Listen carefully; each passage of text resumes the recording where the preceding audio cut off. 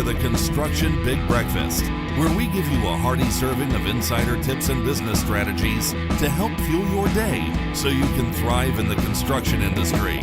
Now, here's your host. Okay, well, hello everybody, and welcome again to the next version of the Construction Big Breakfast. I'm your host, Brendan Morahan, and I'm really delighted you can join us today, because today we'll be looking to demystify the whole concept of blockchain and how it potentially can bring value to the construction sector. I'm joined by Nish Kotecha from Finboot, and I'll introduce him more formally in a minute, but I thought it might be useful just to put a bit of context to this session.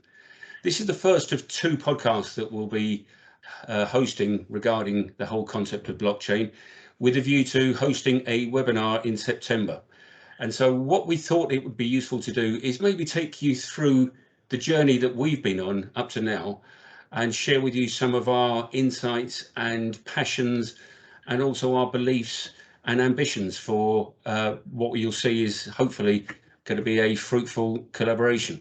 So just very quickly, a lot of you that have been following Invennt for a while will know that our vision is about creating, our mission is about creating value through construction towards a vision of being at the core of a positive construction sector. Now, that construction sector, to be positive, has got to be transformed, and it's got to maintain that transformation. So we have thought long and hard during the course of the years about how we can truly achieve that, and very much putting the focus on the value add side of things and how we eradicate waste. Now, as an industry, we're typically hands-on, and we have a lot of data, but we're not always digitally focused in the way we deal with that. So with Invennt, we've had to think long and hard from an introspection point of view as to how we can deserve to be at the core of a positively transformed sector. And that involves a lot of outward learning as well. But we're also very conscious that we've got to contribute something different. We can't just keep on doing the same old thing. And we've recognised for some time that there is a real opportunity for us to add value to this sector in the data space, the whole digital area. Now, I personally was introduced to the concept of blockchain several years ago through one of the networks I'm involved in, the IIBN. And I'll be honest, at the time, I struggled to join the dots of how blockchain could actually contribute to our mission in the construction sector. But the more I thought about it, it's a recognition that businesses don't operate in a vacuum. They need each other, and in our industry more than any maybe. But there is a question mark as to how we truly collaborate in that regard. There's obviously an ongoing need to boost productivity and efficiency. We need to attract finance. We need to attract talent into the industry. And what has always struck me in excess of 30 years I've been involved in this sector, that generally we all get involved in a lot of drudgery, but none of us actually enjoy it. What we actually enjoy doing is being creative, being innovative, solving problems, and actually improving the businesses that we work with and for. And what I've also noticed is that as businesses, we trust our own data, but don't always trust the data of others. And therefore there is a missed opportunity. So, you know, our mission, therefore, if we're going to achieve this, we've got to offer greater value, but at no greater cost. And that prompted us to explore how we could support the digital transformation of our sector. And a couple of thoughts, and then I will bring Nish into this, is that obviously technology is a tool there to serve a need. And as those needs change, you need different technologies or different combinations of technology. So it prompted us to think that we needed to understand blockchain better than we did at the time. And if we were going to do that, we needed to tap into the network of experts that we had. And I've spoken to a number of people with various levels of expertise, all of whom had greater expertise than I, for sure, in that. But we also needed to find someone that had complementary skills, experience, expertise. And that's when I was introduced to you, Nish, through a very good friend of both of ours, Finula. She introduced Finula Pender. She kindly introduced us. And we've had a number of to my mind, very interesting conversations, and has prompted me to see the value in us collaborating with you. And I wonder, therefore, as a long-winded introduction, I could maybe ask you to respond likewise and see how much of that introduction resonates with you. Sure. And why, if at all, collaboration with Invennt might be important to you and your business. Absolutely. So over to you.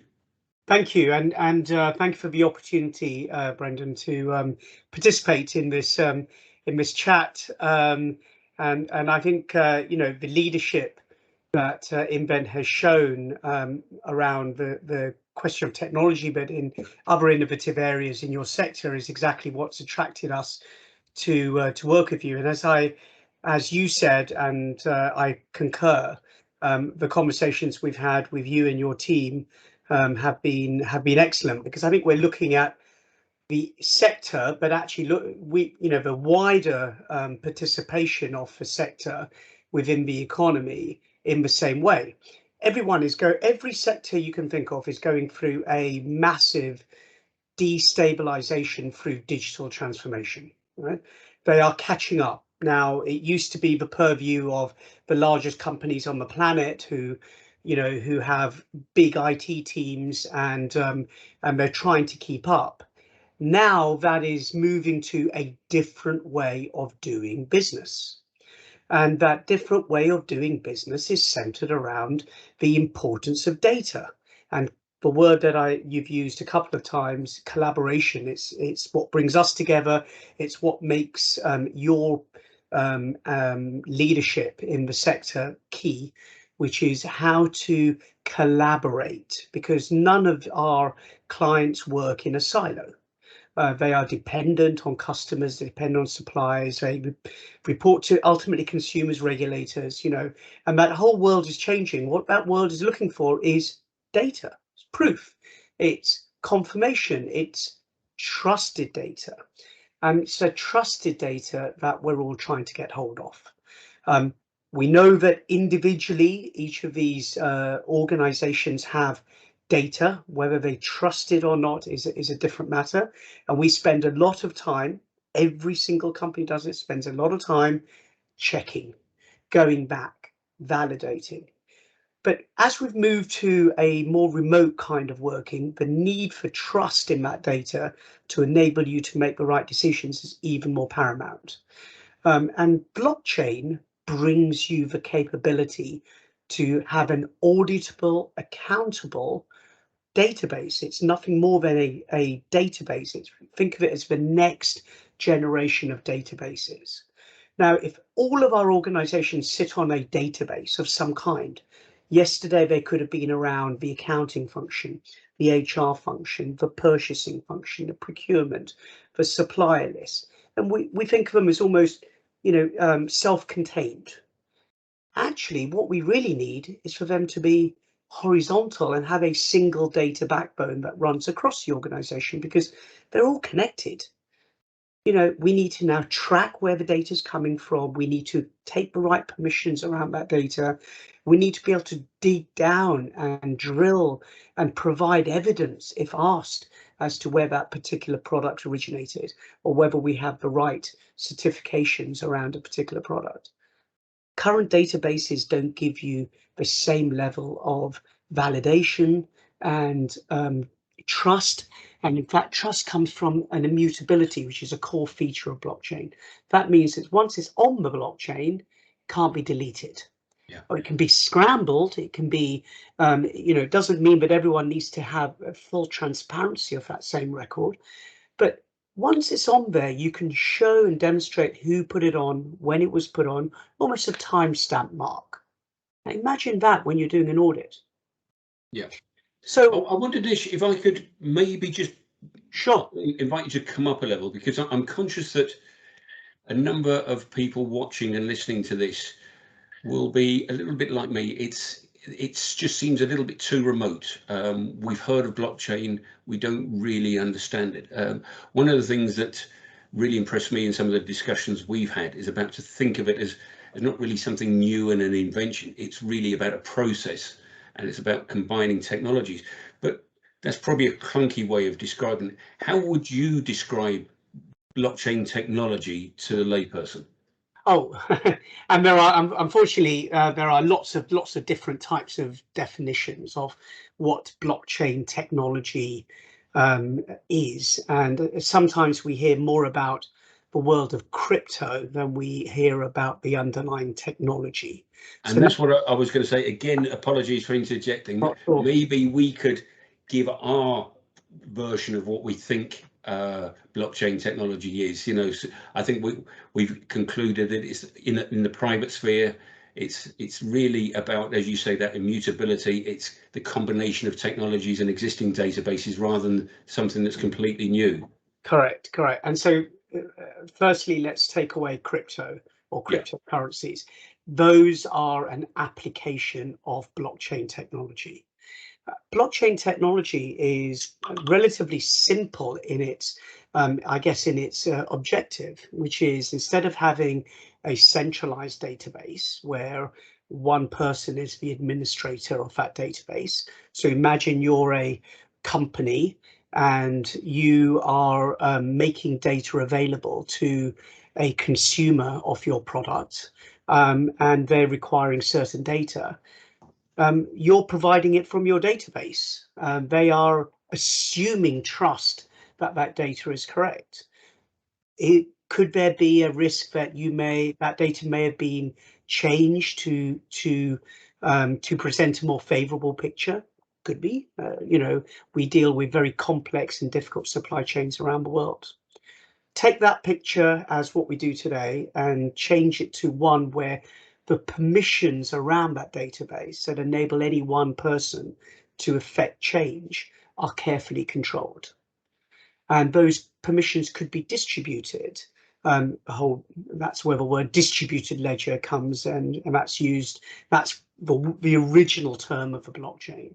The distribution of those permissions affects security in a way, because there is no one entity that could manipulate or change the data within that database. The permissions would stop that from happening. Now you have the ability to take the permissions very wide or very small, and you use the word of private. So let me come on to that. The world of cryptocurrencies operate on what we call the public blockchain. These are permissionless blockchains. Anyone can join them. You and I, all we do is lend our computing power to become part of that network. The world we tend to operate in, and that's what our clients ask us to operate in, is set up a private database, a private blockchain, which may start off in its in your own organization, maybe a collection across all of those different team functions, and that could be opened up to suppliers and customers as it progresses. And if each of those suppliers and customers are also part of that permission network, you can see why the data in there is more likely to be accurate, trustworthy, but most importantly accountable, because there isn't one person in control and one person, for whatever reason, error or other objectives, has the ability to adapt or change that data. Yeah. I think one of the things that has impressed me about the potential with this is the whole concept of governance. Yes. Now, I'm conscious that as soon as you mention the word governance, the veil can come down and people switch off. Yeah. But if you think of governance in the positive sense, that it is about focusing truly on what is adding value, it's complying with regulations, it's eradicating waste, then you start to see how for business leaders it could be something that is worth pursuing. Absolutely. I think the second point that again really struck me, because I always keep on questioning, well, where does Invennt add value in this? Of course. And any technology is only as good as the rules and the processes that it's there to serve. And going back to the governance issue, it's really important that businesses are clear in what they're trying to achieve and how, so that then can be engaged with the appropriate technology to automate that. In your experience, where does the real dynamic and value lie between those pre-agreed, pre-processed rules and permissions compared with the technology that can actually automate the workflows?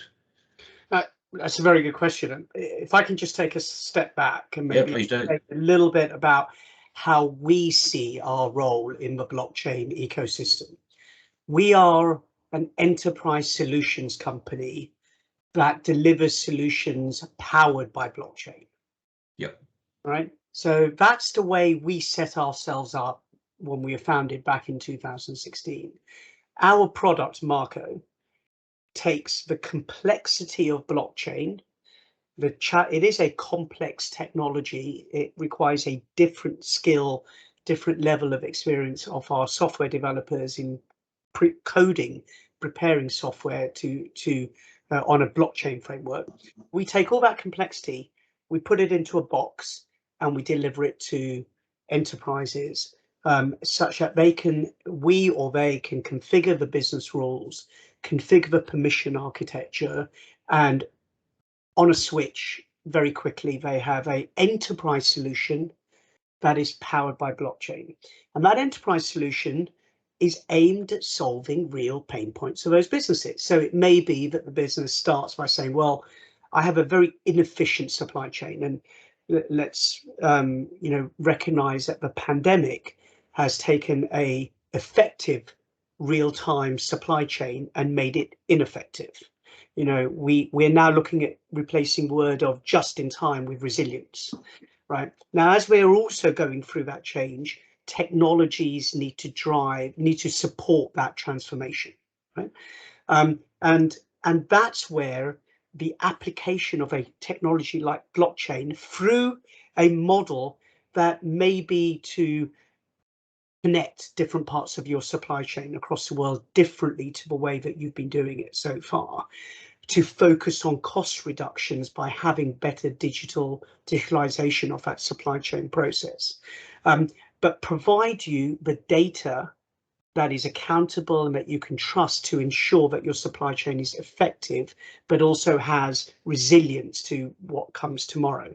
So at a high level, we see ourselves as an enterprise solutions provider. Now, coming to your specific point on governance, it's a very interesting word, and it's used in many contexts. If you think of it in the context that I look at the word governance, it's about integrity. Mm-hmm. It's about having systems and having processes in your organization that enable you to communicate, whether it's with an employee, a supplier, a customer, a regulator, with integrity. And that's what we are lacking in our organizations today. Let me jump onto another interesting facet of that.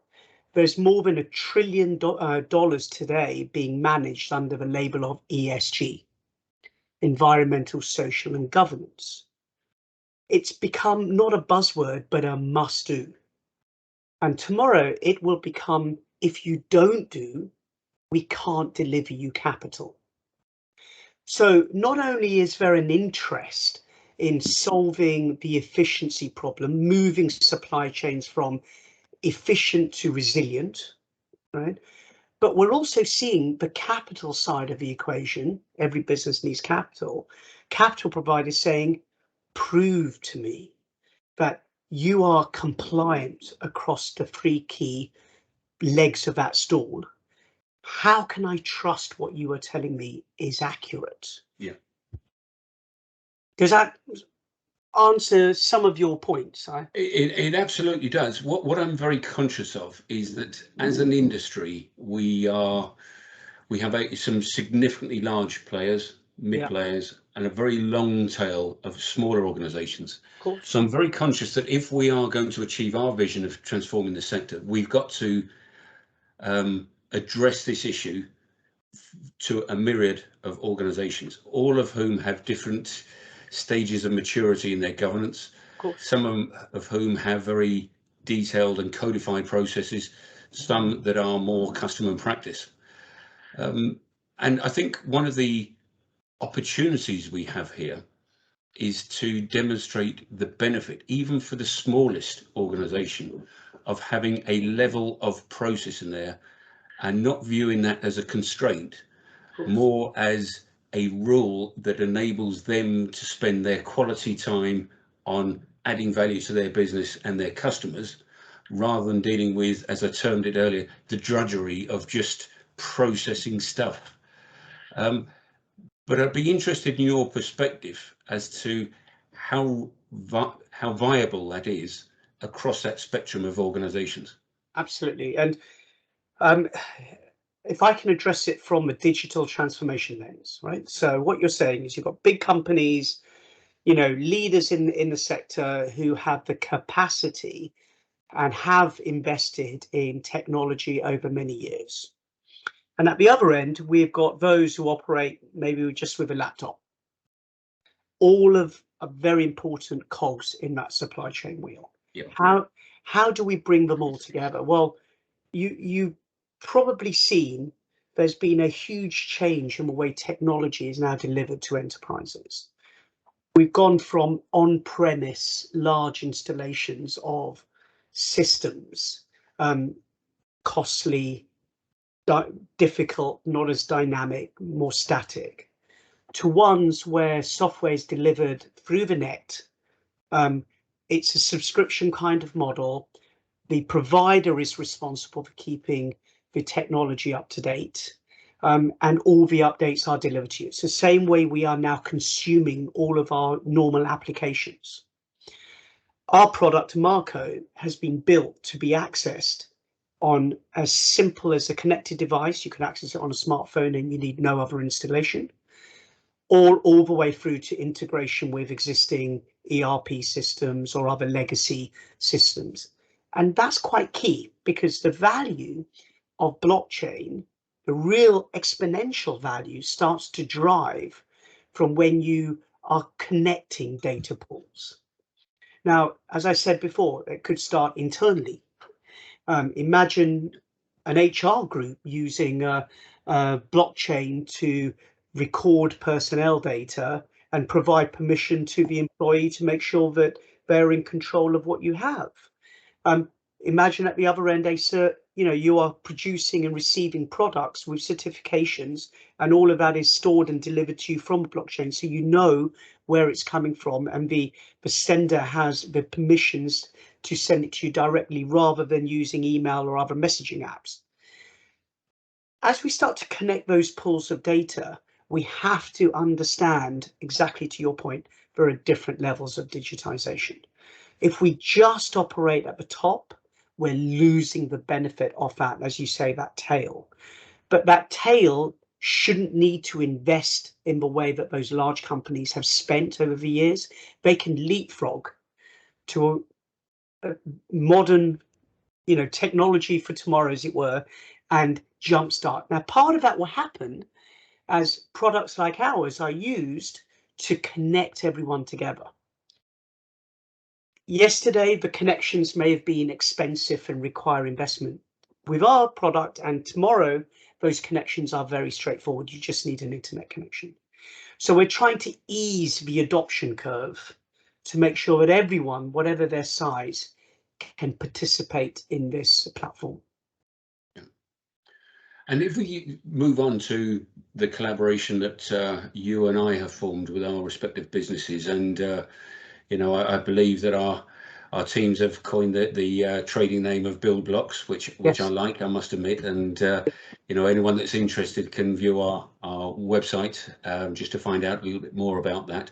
And that is the trading name that we will be working together on, and subsequent podcasts and webinars will be moving together on. But I think I find this really exciting, because I think there isn't a business that we are involved in or that we know of that doesn't have data of some sort or another. Some of them are managing okay with a simple database type system, and that's fine. But they are all going to get to a point of growing pains where they need to do something better if they're going to attract the right finance, if they're going to attract the right talent, if they're going to make themselves more sustainable. And I've got to say that I haven't found anything yet that demonstrates the potential that blockchain technology does of actually pulling all of that together. So I see this as a really important initiative for us. I think the point that we should maybe focus on is about the collaboration between you and I, because I've said it already. It's a mantra of mine that any business has got to deserve to survive and succeed, and therefore we've always got to be adding value. One of the things that is very clear to me, and you made it abundantly clear, is that you don't understand the construction sector, and nor do you need to. We don't understand blockchain technologies as well as you do. So using our Venn diagram of construction sector knowledge, blockchain technologies expertise coming together does create that sweet spot of build blocks.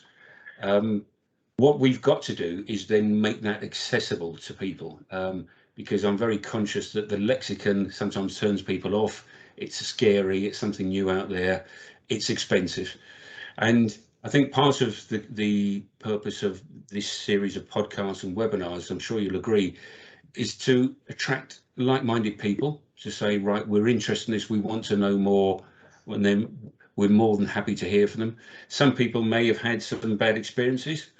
Equally valid, let's hear, understand why it went wrong, what could be done to, what's the learning from that, what could make it better. Some people will have listened to this and still not have a clue what this all means. I think that's equally valid, because we want people just to raise questions, show interest, be open-minded, because you and I certainly are, and our team certainly are, because I don't think we're suggesting that as a collaboration we've got this cracked. But I think what we are asserting is that together we believe there is the potential to achieve something great for this sector. Would you like to add some spice to that from your perspective? Absolutely, and we, we see our movement and interest in the construction sector, as being quite key to help this whole ESG carbon neutral agenda that is also critical, right? All of that needs data, but in order to understand the sector, we couldn't think of a better way of doing it than a partnership, and that's what we are. That's what we are forming. I also I thought the name was very apt, and Brendan, I completely support your view and comments. Look, this is an open forum. No question is silly. No level of experience is bad or good. Very interestingly, we are seeing companies who have started using blockchain 3 years ago in a pilot, stopped for various reasons, not because of a technology, maybe internal things change, coming back saying the technology's got even better. How can we now adapt it? We are very open to showing, demonstrating how simple and straightforward this is. And we don't think of it as expensive, we think of it as value add. So when you put it in the context of whether it drives you a cost saving because you're reducing duplication, or it drives you to a business model that is more sustainable and ethical with trusted data, both of those are revenue generating. And so we're excited by this, but I have to say we wouldn't have done it had it not been for Invennt. And we have a similar mission. We want to bring blockchain to the mainstream, to the enterprise mainstream. What you're doing is innovating to bring construction into, a terrible term, but industry 4.0, whatever that looks like. And digital tools like ours are part of that journey. Yeah, no, well, that's great. And just to maybe add to the benefit of our listeners, I've had a number of discussions about ESG finance and the like, and a number of organisations say to me, well, look, that's too far removed from us. Doesn't affect us directly. And I have warned them that it may not affect you directly, but it's affecting people within the value chain Correct. that you're involved in. And at some stage, that always comes down. So the sooner people can become aware of it, alert to it, and be able to respond to it, the better the industry will be able to actually address the real needs in that. So I think that's a really important point you've raised there. Absolutely. Look, I suggest we bring this to an end. It's the start of a conversation rather than the end of it. I really do look forward to working with you and your team. I know that Ben and Juan from our respective teams have got a podcast coming up in a couple of weeks. We're planning a webinar in September. So we're really interested in people joining us for that. But in the meantime, Nish, I'd really like to thank you for giving up your time and for sharing some insights and the support you've given us so far. I'm sure it will be of interest to our listeners and our watchers. They'll be able to put comments in through the website, so we'll keep you informed of that, and hopefully it will lead to further conversation. So thank you very much, Nish. Absolutely, and just to say, Brendan, we're equally looking forward to changing the way people look at this. It should not be scary, it should be practical, and that's what we're both here to do. So I'm really looking forward to discussing, sharing, showing, demonstrating together how this technology can change the industry. That's a great way. Okay, thanks, Nish. Well, look, and thank you all for joining us. I'm sure you'll appreciate Nish joining us today, and I hope you've got a lot out of this. I'm sure it has raised as many questions as answers. That was the purpose of it. Please do use this as an open dialogue now to get the conversation going. We're really interested in people that might be ambitious, want to learn more. We're more than happy to have complimentary conversations with you about how together we may be able to help you. So if you have liked what you've heard, please do give us a 5-star rating on this. Please do keep subscribed to the podcast, because there'll be more on the way. And do bear in mind that there will be an announcement soon about this webinar coming up in September. I hope you'll be able to join us then. So thanks again, Nish, and thank you everybody for joining us. See you next time. Bye-bye. Want to learn more about how Invennt can help your business maximize its bottom line? Head on over to www.inventt.com and get in touch with our team today. Thanks for joining us this week on the Construction Big Breakfast. Make sure to visit our website, www.inventt.com, where you can subscribe to the Construction Big Breakfast on all platforms, so you'll never miss a show.